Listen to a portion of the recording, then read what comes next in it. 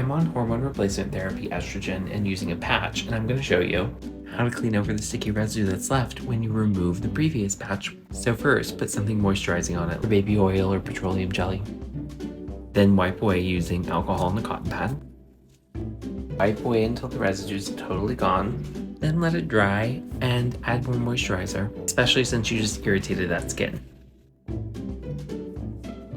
Then don't forget to put your new patch on, and don't forget to throw the old one away. Hello, everyone. My name is... Oh, God. You know what? Gabriel, blow the trumpets.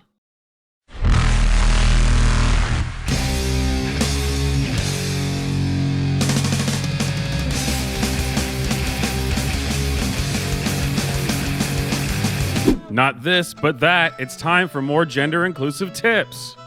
That's right, our non-binary friend, Josh. That still kills me. I don't have a gender, but my name is Josh. But joke time is over. This is serious stuff. We're gonna do you some learning. They always tell you to educate yourself. Here's how you do it. You go to a person like this, you're guaranteed to get good information. All right, not this, but that. Here's some gender-inclusive tips. Not this, but that. Here's a gender-inclusive tip. Instead of making assumptions about the relationship between body hair and gender, instead rewire your brain and instead realize that people of all genders have varying amounts of body hair and that body hair does not correlate to an assigned gender. All right, Josh coming out of the gate strong with this one. You're absolutely right. Credit where credit is due. We all remember the bearded lady, the sideshow freak. And she was no less of a lady. I think on that we can all agree. So you know what, Josh? That's one for you. Not this, but that. Here's a gender-inclusive tip. Use people's words that they use to identify themselves with, instead of making assumptions or using information you have about a person to make assumptions. For example, not every non-binary person uses they, them pronouns. And conversely, not everyone who uses they, them pronouns is non-binary. There are trans women who use they, them pronouns. There are trans men who use they, them pronouns. There are non-binary folks who use he or she pronouns. Ah, yes, just the absolute destruction of language. Well, none of these words mean anything, so what does it matter what I call you? Since anyone can use anything they want anyway, and it doesn't actually mean anything. Get out of here. Not this, but that. Here's a gender-inclusive tip. Cisgender is not a slur or a bad word. It's just a word for people who identify with the sex and gender they were assigned at birth. No. Wait. Josh, wait. First of all, everything you're wearing right now is cultural appropriation. How you have not been called out on that one, I don't know. Maybe you're 1/12, whatever the hell it is that you're wearing here. Second of all, you just broke your own rules. Use people's words that they use to identify themselves with, instead of making assumptions or using information you have about a person to make assumptions. You see, Josh, that was a really stupid thing to say in the first place, but now that you've said it, you set a precedent, and then you immediately go against it. I do not identify as cisgender. I don't. Do not use that word for me. That is a slur as far as I'm concerned. And you have to respect it because you just said that you did. See, I don't feel that way, so I don't have to respect Sometimes I think cisgender people think cisgender is a slur, since they don't have experience with the vocabulary used to describe gender identity, because they live their life within the binary and never question their gender. No, Josh, you said you shouldn't make assumptions about people. You don't get to do that, okay? Follow your own logic, at least. You know, this is all... this is all incredibly stupid anyway, but... if you want to try and make an argument, make it coherent and consistent. Though I guess you could say you just identify as coherent and consistent, and then I can't say anything against it because, well, yeah, those are the rules. Not this, but that. Here's a gender-inclusive tip. Instead of only putting menstrual hygiene products in a women's bathroom, instead offer menstrual hygiene products in all of your bathrooms. There are trans men, non-binary people, and intersex folks who need them, so put them in all the bathrooms. Likewise, if you're not a person who menstruates or you don't have anyone in your house who does, it's still not a bad idea to keep some pads and tampons and other hygiene products around for your guests. Wow, Josh, this is a really timely tip. I mean, what are the odds that you are presenting us a gender-inclusive tip that happens to coincide with a bunch of news stories that are happening right now? Now, that is just bizarre. I mean, coincidence, you know? It's not like you're getting all your opinions from media.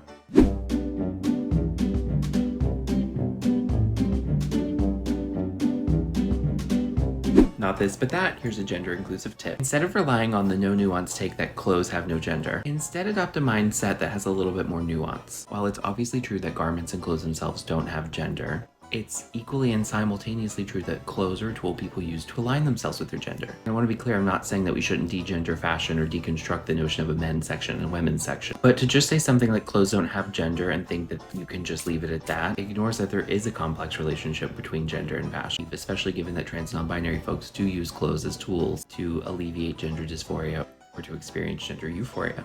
It's almost like it's coming full circle because we had to fight for years, to make clothing be recognized as not being gender specific. A boy can wear a dress. A girl can wear a button-down shirt and sensible pants. They're not gendered. But the thing is, when you get so woke, you have to realize that clothes are gendered, which is their new perspective that you did not have before. This was not something that people thought before now. This is the nuanced take, okay? You wouldn't get it, you bigot. Not this, but that, here's a gender-inclusive tip. Not all queer marriages are same-sex marriages. So when you're No, Josh, just stop. I can't go down this road with you. I don't care what you're about to say. If we're now going to say that queer marriages are not same-sex marriages, just no. You can just right off with that, okay? I'm tired of this. You gotta stop. You gotta stop. Come on, bro. Come on, bro. Fine, I guess this is what we're here for. Continue anyway. Not all queer marriages are same-sex marriages. So when you're speaking generally about queer people getting married, instead of assuming that it means same sex, instead remember that there are all sorts of identities included within our queer community, and you can just call it a marriage.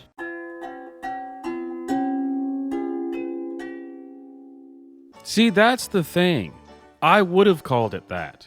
You're the ones who always say this something is queer or trans or non-binary or whatever the hell. I don't know. I would have just said a marriage. You're putting words in my mouth. Stop putting words in my mouth, Josh. Not this, but that, here's a gender-inclusive tip.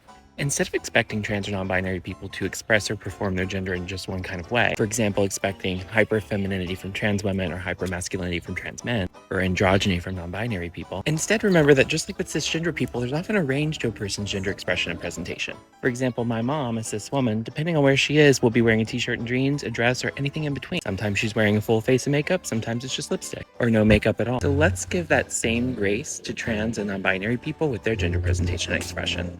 No one is ever just one thing, we contain multitudes. Why are these people so obsessed with gendered things? I mean, they are so obsessed with clothing being gendered, but they expect you to say that clothing is not gendered, while then further explaining that it's the way to express yourself, but you don't need to do it that way. But the thing is that they are tied to your gender, but they're not, because that would just be wrong, because if you said they were, that would be bigoted. But they are because people use them for things, but there's a lot of things that you can do. So I really think that we should just all continue to express ourselves in whatever way we want, because dresses are feminine, but they're not. And they are at the same time, because at the end of the day, everything is nuanced and different, and we're all just who we are. And there's just things that happen. And yeah. This is a gender inclusive tip.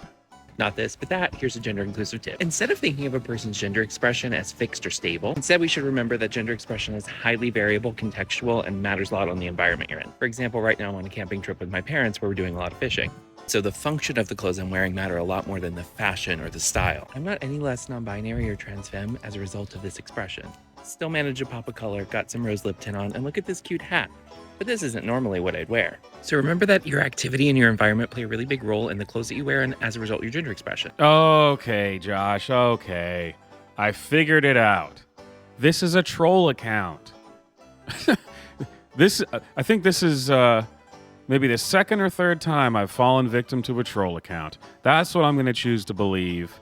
That's what I identify as the truth. So we're just going to roll with that. Okay? Because it makes me feel better about the world if this is fake. This is better than any SNL skit I've ever seen. This is good stuff.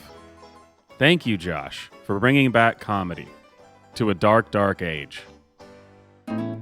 Anyway, my name is Swamp. I hope you enjoyed the video. Hit like, hit subscribe, hit the bell for notifications. Leave me a comment and let me know what your favorite gender-inclusive tip is and how it's going to help you improve your day-to-day life. And let me know if your dad just punches you in the face for being fucking tall.